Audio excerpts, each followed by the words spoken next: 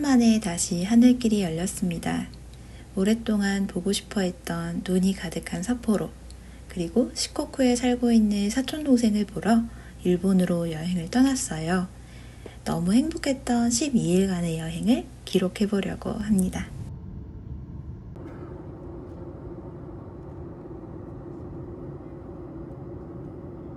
길지 않은 비행을 마치고 착륙합니다. 미리 준비해둔 일본 유심으로 갈아 끼우고 입국 준비를 해요. 여행자들은 반드시 비치웹에 여행자 정보를 사전 등록해야 해요. 이렇게 심사 완료창이 떠야 합니다. 캐리어를 가지러 나왔다가 정말 깜짝 놀랐어요. 캐리어가 모두 한 방향으로 놓여 있더라고요. 많은 공항을 가보았지만 일본의 다른 도시를 포함해서 이런 식으로 캐리어를 정리해주는 곳은 처음 보았습니다. 이렇게 캐리어가 놓여 있으니 움직이는 벨트 위에서 무거운 캐리어를 집어들 때 훨씬 편안했어요. 이게 일본식 상냥함인가 싶더라고요. 덕분에 일본 여행을 아주 기분 좋게 시작했습니다. 이제 공항을 나와 기차를 타러 갑니다. 일본의 JR 패스는 사전에 저렴하게 예약하고 현지에서 실물 티켓으로 교환해서 사용합니다. 정해진 기간 동안 무제한으로 기차를 이용할 수 있기 때문에 이동거리가 긴 분들은 패스권을 구매하시면 좋아요. 저는 신치토세 공항에서 하코다테라는 도시로 이동했어요. 중간에 미나미치토세역에서 환승을 한번 해야 했습니다. 크게 4개의 섬으로 이루어진 섬나라 일본. 제가 이번에 도착한 곳은 그 중에서도 가장 위에 있는 홋카이도입니다. 북해도라고도 하죠. 제 목적지인 하코다테는 삿포로에서도 더 왼쪽 아래에 있습니다. 홋카이도에서 가장 아래쪽에 위치해 있기 때문에 삿포로에서 신칸센으로 도쿄에 가는 경우에는 하코다테를 반드시 지나기 때문에 기차 여행객들에게 많이 알려진 도시이기도 합니다. 신칸센이 들어옵니다. 오랜만에 기차 여행이라 매우 신나요.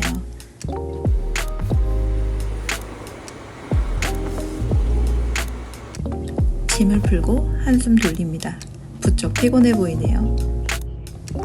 일본에서 기차를 타면 앞좌석 뒤에 티켓 꽂이가 있어요.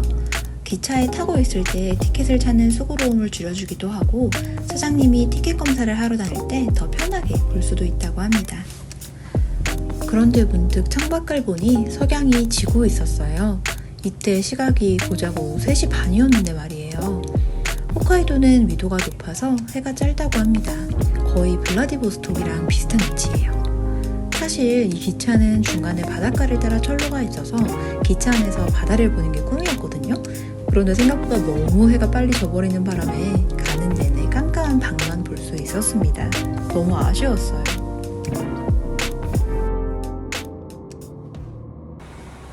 드디어 하코다테역 도착! 신치토세 공항에서 하코다테까지 기차로는 3시간 반 정도가 소요됩니다. 거리로 따지면 270km 정도예요. 장거리 이동에 자신 있는 편인데도 하루 종일 이동하는 일은 역시 쉽지 않더라고요. 역 앞에 아기자기하게 상점가들이 있어요. 이 도시에는 1박 2일만 짧게 머물 예정이라 최대한 역 가까이 숙소를 잡았습니다. 늦은 시간이었지만 위험하다던가 하는 느낌은 전혀 없었고요. 여기가 하코다테에서 아주 유명한 럭키피에로라는 햄버거 체인입니다. 가보고 싶었는데 끼니 수가 너무 적어서 먹지 못한 게 한입니다. 이 지역에 사람들이 찾아올 이유를 만들어주기 위해 다른 지역에는 일부러 지점을 내지 않는다고 해요.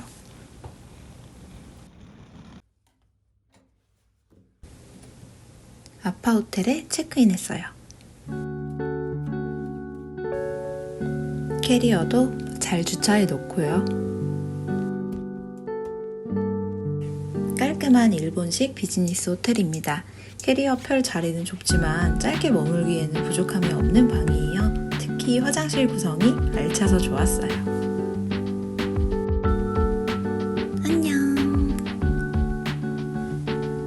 하루 종일 앉아만 있었더니 좀이 쑤셔서 걸어서 저녁 먹으러 가고 있어요. 트램으로는 10분, 걸어서는 20분 정도 걸리는 거리였어요. 운동도 못하는 주제에 걷는 건 좋아해서 여행 가서는 꽤 많이 걸어 다니는 편이에요. 사실 12월에 하코다테 여행을 계획하면서 눈 쌓인 풍경을 기대했거든요. 그런데 보시다시피 눈을 전혀 볼 수 없는 게 너무 아쉽더라고요. 게다가 눈도 없는데 바닷가라 그런지 바람은 거세서 걷기가 힘들었어요.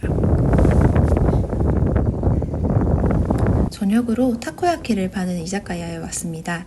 평소에도 이자카야를 너무 좋아해서 일본에서 혼술 잔뜩 할 생각에 들떠 있었거든요. 그런데 좁은 가게가 만석이었어요. 당황해서 그대로 문 닫고 돌아섰습니다. 배는 고프고 바람은 거세서 그냥 제일 가까운 다른 식당으로 왔어요. 밖에서 대충 보니 고기 파는 가게인 것 같더라고요. 홋카이도의 명물 징기스칸 가게였습니다. 화로에 기름칠을 하고 주변에는 야채를 올리고 가운데엔 고기를 구워주면 돼요. 라무진에서 직원분들이 해주실 때 열심히 눈으로 배워뒀어요. 그리고 삿포로니까 삿포로 맥주를 곁들입니다.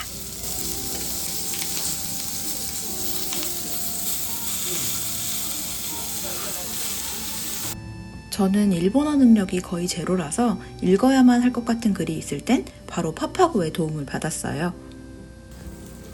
잘 구워진 고기는 야채랑 함께 양념에 찍어서 맛있게 먹으면 끝! 일본의 생맥주 나마비루. 원래도 좋아하긴 하지만 삿포로의 삿포로 맥주가 정말 맛있었어요.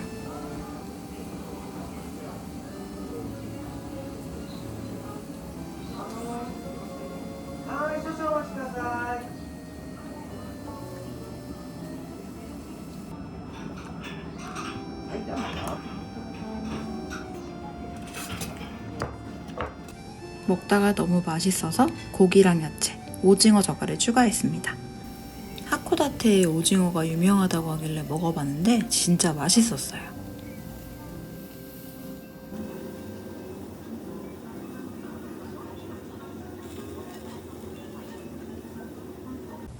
술 한잔 하니까 타코야키가 더 먹고 싶어서 재도전합니다. 내일은 먹으러 올 끼니가 없거든요. 다행히 손님은 모두 빠진 상태였습니다.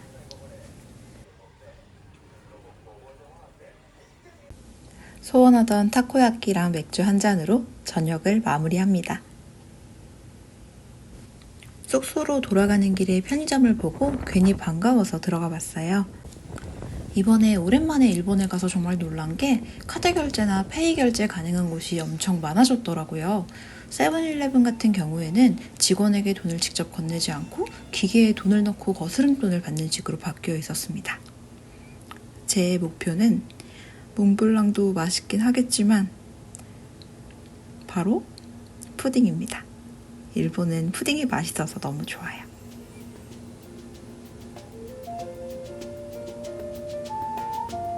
숙소로 돌아가는 길에 사람이 한 명도 없어서 좀 이상하더라고요. 이 지역 사람들은 다들 일찍 자는 걸까? 숙소로 무사히 귀환했습니다. 아무것도 안 했는데 너무 힘들었던 하루를 마칩니다. 그럼 안녕.